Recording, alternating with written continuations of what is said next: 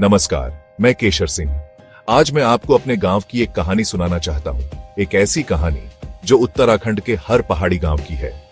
यहाँ जहाँ गंगा यमुना जैसी नदियां जन्म लेती हैं, वहीं कई घरों में पानी की एक एक बूंद के लिए तरसना पड़ता है। सोचिए, जहाँ से देश की प्यास बुझती है, वहीं के आंगन सूखे रह जाते हैं। गर्मियों में जब झरने और गदेरे सूखने लगते हैं, तो हमारी चिंता बढ़ जाती है। खेती, मवेशी, रोजमर्रा के काम, सब कुछ पानी की पतली धाराओं पर निर्भर है।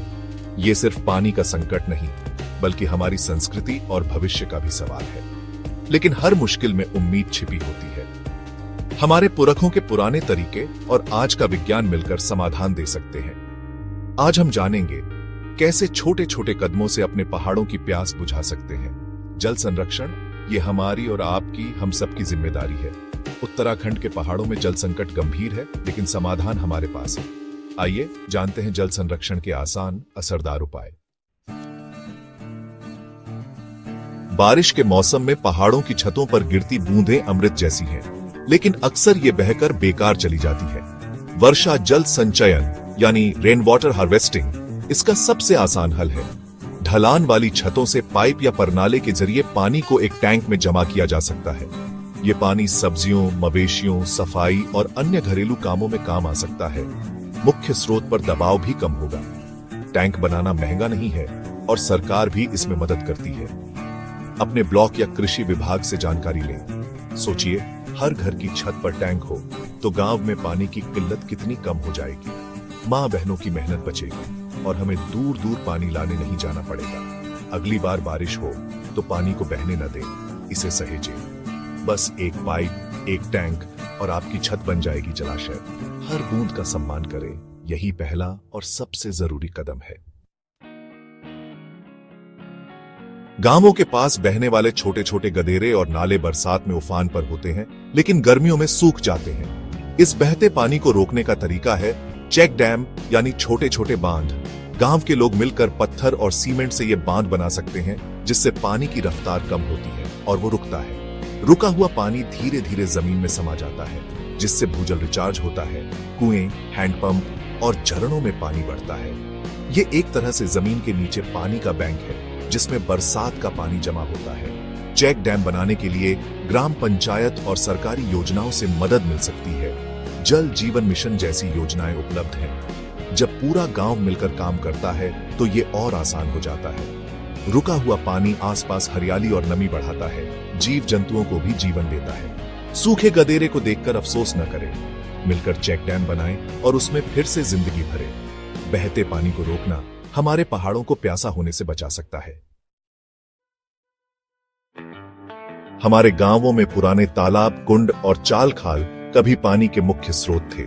ये हमारी संस्कृति का हिस्सा थे। बुजुर्ग बताते हैं, इन तालाबों में बच्चे नहाते थे, मवेशी पानी पीते थे और त्योहारों पर मेले लगते थे। समय के साथ नलों और पाइपलाइन के चलते हम इन जल स्रोतों को भूल गए। कई तालाब सूख गए या गंदगी से भर गए। अब वक्त है इन्हें फिर से जिंदा करने का। गांव मिलकर सफाई, खुदाई और मेड़ बनाकर इनकी क्षमता बढ़ा सकता है। मनरेगा जैसी सरकारी योजनाओं से तालाबों के जीर्णोद्धार और निर्माण में मदद मिलती है। रोजगार भी मिलता है। तालाब भरने से सिर्फ पानी नहीं लौटता, गांव की रौनक, बच्चों की हंसी और पंछियों की चहचहाहट भी लौटती है। ये तालाब भूजल को रिचार्ज करते हैं, जिससे खेती को भी फायदा होता है। गांव का नक्शा देखें, पुराने तालाबों के निशान ढूंढें और उन्हें फिर से जीवित करें। एक एक फावड़ा, एक एक तसल्ला मिट्टी निकालकर हम सिर्फ तालाब नहीं, अपना भविष्य भी सुरक्षित करेंगे। पुरखों की विरासत को बचाना हमारी जिम्मेदारी है। पहाड़ों में सीढ़ीदार खेतों में पानी पहुंचाना मुश्किल है। खुला पानी बहकर या उड़कर बर्बाद हो जाता है। इसका हल है ड्रिप और स्प्रिंकलर सिंचाई, हर बूंद से ज्यादा पैदावार।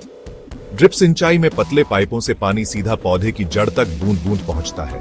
पानी की बर्बादी नहीं होती। स्प्रिंकलर सिंचाई में फव्वारे की तरह पानी पूरे खेत में फैलता है, नमी बनी रहती है, मिट्टी का कटाव भी नहीं होता। इन तरीकों से पारंपरिक सिंचाई के मुकाबले 50 से 70% तक पानी बचाया जा सकता है। सरकार प्रधानमंत्री कृषि सिंचाई योजना के तहत इन तकनीकों पर सब्सिडी देती है। कृषि विभाग से जानकारी लें। पानी सीधा जड़ को मिलने से पौधे स्वस्थ रहते हैं, खरपतवार कम होते हैं और पैदावार बढ़ती है। मेहनत भी कम लगती है और आमदनी बढ़ती है।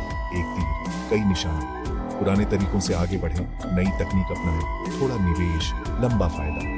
बूंद बूंद से की गई सिंचाई खेती और जिंदगी दोनों में खुशहाली लाएगी। उत्तराखंड के लोग जंगलों के बीच पले बढ़े हैं। पेड़ सिर्फ लकड़ी या फल नहीं, पानी का इंतजाम भी करते हैं। घने जंगल बारिश वाले बादलों को खींचते हैं। जहां हरियाली वहां पानी। पेड़ों की पत्तियां बारिश की बूंदों को धीरे धीरे जमीन तक पहुंचाती है, जिससे पानी बहता नहीं, रिस कर जमीन में समा जाता है। पेड़ों की जड़ें मिट्टी और पानी को पकड़ कर रखती हैं। मिट्टी का कटाव भी नहीं होता।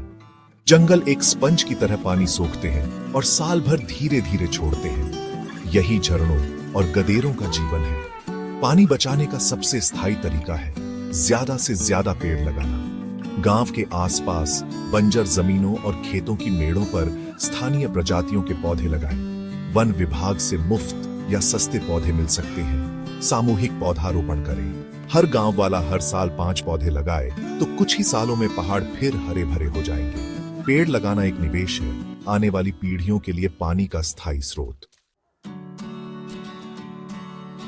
पानी बचाने के सारे उपाय तभी सफल होंगे जब हम मिलकर काम करें। ये पूरे गांव की साझा समस्या है। सबसे बड़ा हथियार है जागरूकता और एकता। पानी बचाना हर घर की जिम्मेदारी है। बच्चों को पानी का महत्व सिखाएं, नल खुला न छोड़ें, पानी बेवजह न बहाएं। गांव में जल संरक्षण समिति या पानी पंचायत बनाए, महिलाएं और युवा भी शामिल हों। समिति सरकारी योजनाओं की जानकारी दे, सामूहिक सफाई, चेक डैम, पौधारोपण जैसे कार्यक्रम चलाए। स्कूलों में चित्रकला, निबंध प्रतियोगिता और जागरूकता रैली से बच्चों को जोड़े। बच्चे बदलाव के दूत हैं। सरकार योजनाएं बना सकती है, लेकिन असली काम हमें ही करना है। जब तक हम खुद आगे नहीं आएंगे, कोई योजना सफल नहीं होगी। एकता में ताकत है। पूरा गांव मिलकर पानी बचाने का संकल्प ले तो कोई लक्ष्य नामुमकिन नहीं। एक और एक मिलकर 11 होते हैं। साझा प्रयास से पानी की समस्या दूर हो सकती है। ये थी कहानी पानी बचाने की। समाधान हमारे अपने हाथों में है। छत पर गिरती बूंदों को सहेजना हो, बहते नाले को रोकना हो या खेतों में बूंद बूंद सिंचाई, हर उपाय संभव है। बस इरादा चाहिए। ये सिर्फ पानी बचाने की नहीं, अपनी जड़ों और संस्कृति को बचाने की बात है। आज हम सब संकल्प लें, पानी की बर्बादी रोकेंगे, जल संरक्षण को जीवन का हिस्सा बनाएंगे, उत्तराखंड को पानी के मामले में आत्मनिर्भर बनाएंगे, ताकि आने वाली पीढ़ियों को संघर्ष न करना पड़े। जल है तो कल है, आज बचाएंगे तभी कल सुरक्षित रहेगा। वीडियो पसंद आया हो तो लाइक करें, गांव में शेयर करें और कैशरोज ऑर्गेनिक फार्म को सब्सक्राइब करें। धन्यवाद।